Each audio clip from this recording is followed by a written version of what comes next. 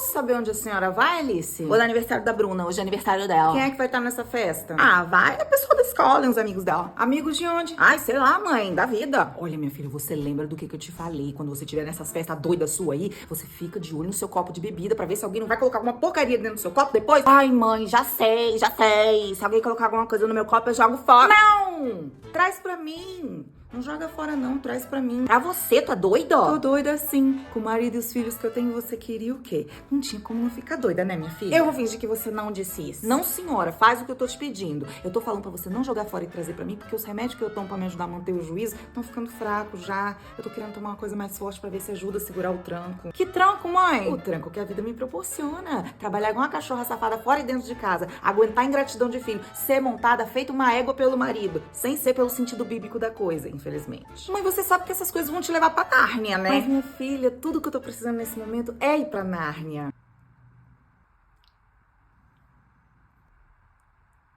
Posso ir com você?